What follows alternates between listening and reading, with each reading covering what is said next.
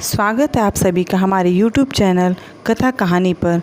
आज हम आपको सुनाएंगे मुंशी प्रेमचंद की कहानी परीक्षा सेकेंड।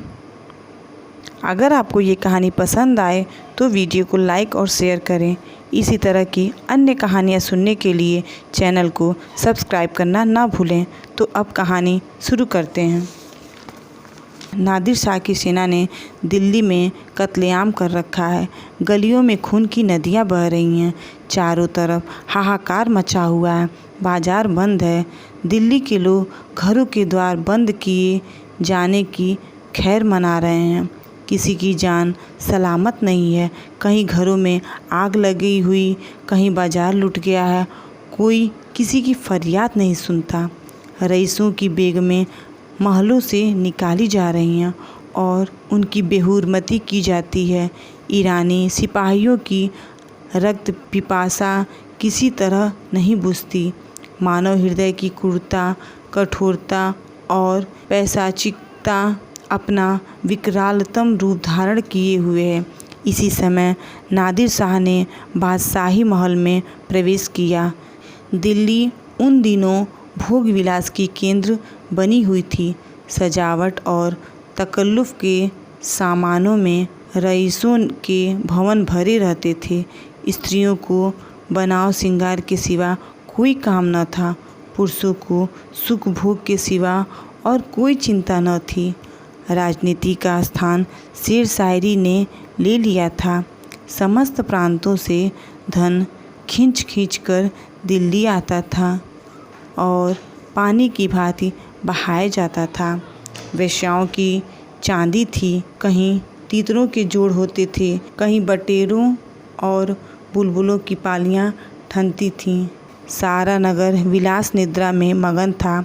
नादिर शाह शाही महल में पहुंचा तो वहां का सामान देखकर उसकी आंखें खुल गईं। उसका जन्म दरिद्र घर में हुआ था। उसका समस्त जीवन रणभूमि में ही कटा था। भोग विलास का उसे चस्का न लगा था। कहाँ रण क्षेत्र के कष्ट और कहाँ यह सुख साम्राज्य। जिधर आँख उठती थी उधर से हटने का नाम न लेती थी। संध्या हो गई थी। नादिर शाह अपने सरदारों के साथ महल की सैर करता और अपनी पसंद की चीज़ों को बटोरता हुआ दीवाने खास में आकर कारचोबी मसनद पर बैठ गया। सरदारों को वहाँ से चले जाने का हुक्म दिया। अपने सब हथियार खोलकर रख दिए और महल के दरोगा को बुलाकर हुक्म दिया, मैं शाही बेगमों का नाच देखना चाहता हूँ। तुम इसी वक्त उनको सुंदर वस्त्राभूषणों से सजाकर मेरे सामने लाओ। खबरदार, जरा भी देर न हो। मैं कोई उज्र या इनकार नहीं सुन सकता। दरोगा ने यह नादिर शाही हुक्म सुना तो होश उड़ गए। वह महिलाएं जिन पर कभी सूर्य की दृष्टि भी नहीं पड़ी, कैसे इस मजलिस में आएंगी। नाचने का तो कहना ही क्या, शाही बेगमों का इतना अपमान कभी न हुआ था। हाँ, नर पिचास दिल्ली को खून से रंग कर भी तेरा चित्त शांत नहीं हुआ। मगर नादिर शाह के सम्मुख एक शब्द भी जबान से निकालना अग्नि के मुख में कूदना था। सिर झुकाकर आदाब बजा लाया और आकर रनिवास में सब बेगमों को नादिर शाही हुक्म सुना दिया। उसके साथ ही यह इत्तला भी दे दी कि जरा भी तामुल न हो। नादिर शाह कोई उज्र या हिला न सुनेगा। शाही खानदान पर इतनी बड़ी विपत्ति कभी नहीं पड़ी, पर इस समय विजयी बादशाह की आज्ञा को शिरोधार्य करने के सिवा प्राण रक्षा का अन्य कोई उपाय नहीं था। बेगमों ने यह आज्ञा सुनी तो हतबुद्धि सी हो गईं। सारे रनिवास में मातम सा छा गया। वह चहल पहल गायब हो गई। सैकड़ों हृदयों से इस अत्याचारी के प्रति एक सांप निकल गया। किसी ने आकाश की ओर सहायता याचक लोचनों से देखा, किसी ने खुदा और रसूल का सुमिरन किया, पर ऐसी एक महिला भी न थी जिनकी निगाह कटार या तलवार की तरफ गई हो। यद्यपि इनमें कितनी ही बेगमों की नसों में राजपूतानियों का रक्त प्रवाहित हो रहा था, पर इंद्रियलिप्सा ने जौहर की पुरानी आग ठंडी कर दी थी। सुख भोग की लालसा आत्मसम्मान का सर्वनाश कर देती है। आपस में सलाह करके मर्यादा की रक्षा का कोई उपाय सोचने की मोहलत न थी। एक एक पल भाग्य का निर्णय कर रहा था। हताश होकर सभी ललनाओं ने पापी के सम्मुख जाने का निश्चय किया।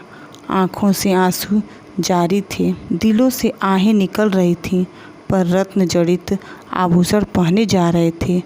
अश्रु सिंचित नेत्रों में सुरमा लगाए जा रहा था और शोक व्यथित हृदयों पर सुगंध का लेप किया जा रहा था।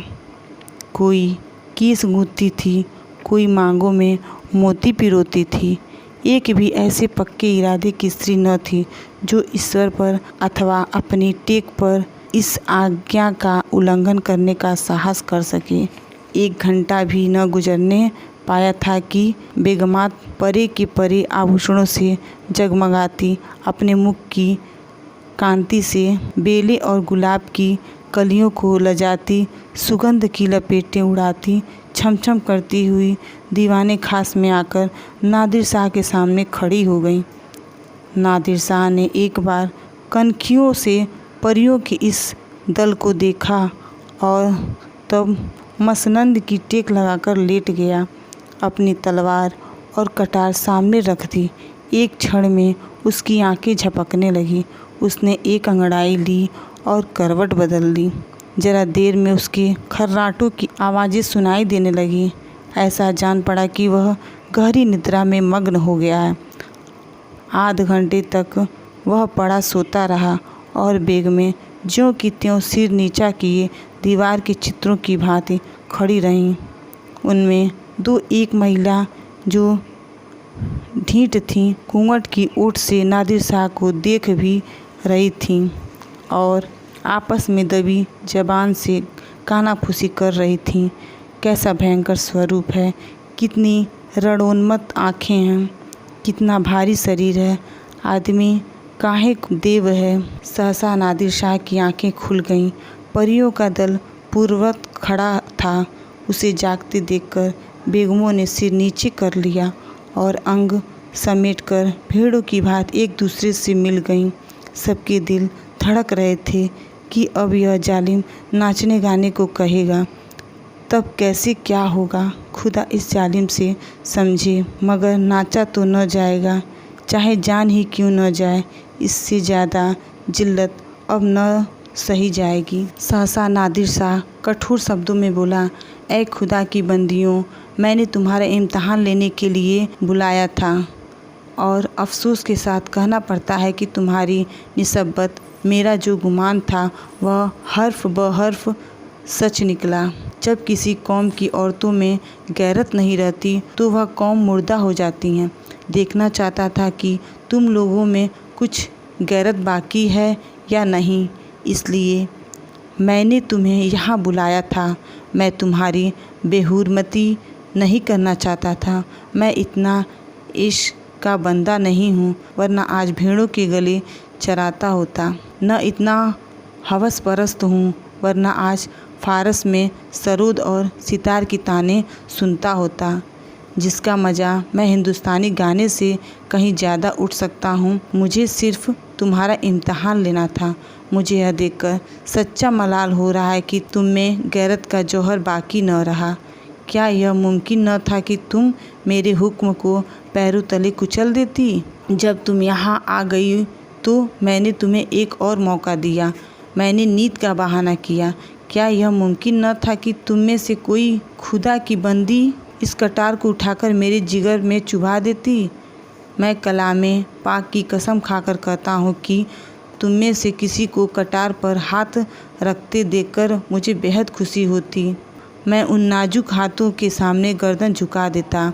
पर अफसोस है कि आज तैमूरी ख़ानदान की एक बेटी भी यहाँ ऐसी नहीं निकली जो अपनी हुर्मत बिगाड़ने वाले पर हाथ उठाती। अब यह सल्तनत जिंदा नहीं रह सकती।